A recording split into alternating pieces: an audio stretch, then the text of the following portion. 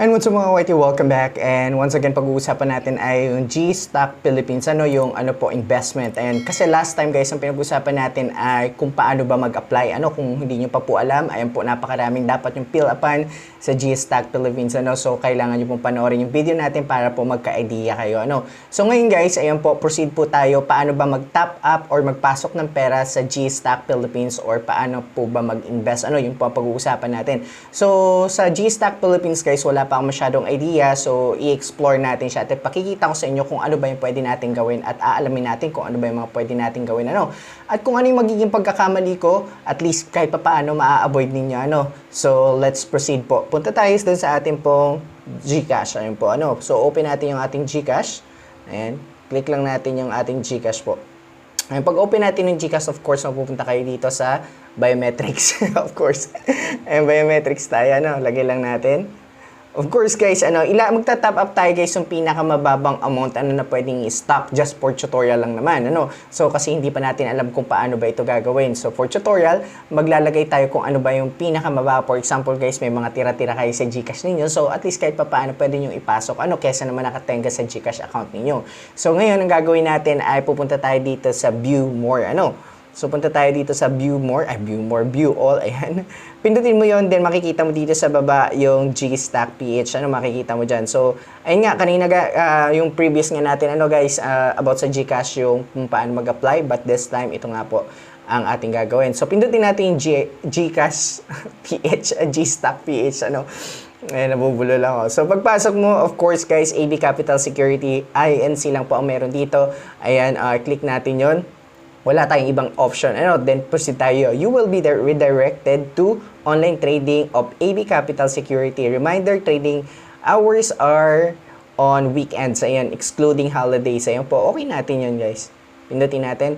So, ayun guys, kung wala pa kayo nito, G-Stock Philippines, try to update your, yung inyo pong app, yung inyo pong GCash. Kasi may mga tao, may mga iba na sabi nila, wala daw po silang GCash, wala silang crypto, ayun, or nagahang yung kanilang crypto, or yung inyo, iba pong pictures dun sa kanila pong GCash. So, ang suggestion ko, bago nyo gawin ng kahit ayan, i-update nyo muna yung inyong app, and of course, check your, memory ng cellphone ninyo, baka po puno na kaya hindi po pumapasok yung bagong updates. So ngayon, andito po tayo, profile portfolio natin, zero value pa lang po. So ngayon, wala pa po tayong stock value, buy in sell na nakalagay dito. So money invest, dito tayo magta-top up. I think magpapasok ng pera.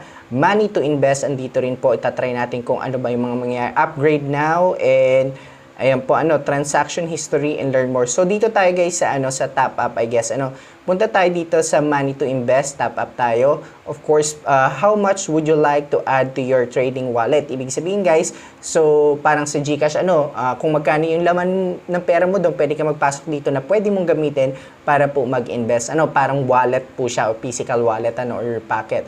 So, ang remaining top up amount is 50,000 and basic account top up limit is 50,000 din. So, try natin guys kung pwede ba yung smallest amount sa yung G-Invest kasi 50 pesos So dito sa G-Stock PH magkano nga ba? Try natin. So sayang din naman kung may pa 50 pesos kayong pumapasok sa account ninyo or may 50 pesos kayong extra sa ninyo, sa GCash ninyo. So ipasok nyo na lang din So try natin yung 50 pesos. Ayan. So pindutin natin yung next kung pwede. This top up transaction will reflect in your trading wallet in the next banking day. Ayan po So pindutin natin.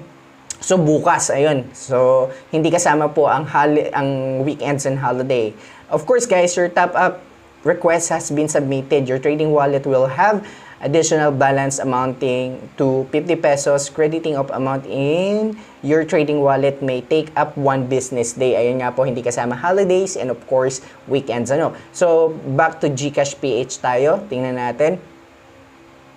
So, ayun, may nakalagay na dito na ayun po, nabawasan yung remaining top up natin. Naging 49,950 na lang po. Ibig sabihin ito guys yung limit natin. And itong top up natin guys, wala pa at yung ating portfolio. Once na pumasok po dito sa portfolio natin at saka dito sa atin pong top up amount, ayan po, I think dito yung mapupunta. Then we can stock na sa ating pong dito sa ating pong investment.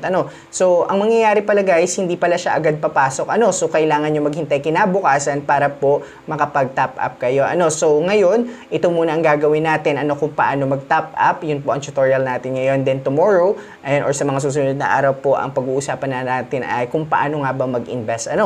And makikita natin kung paano ba nagra-run yung analytics nila dito. So for now, yun po muna. And of course guys, thank you so much. See you again. I love you. Bye-bye.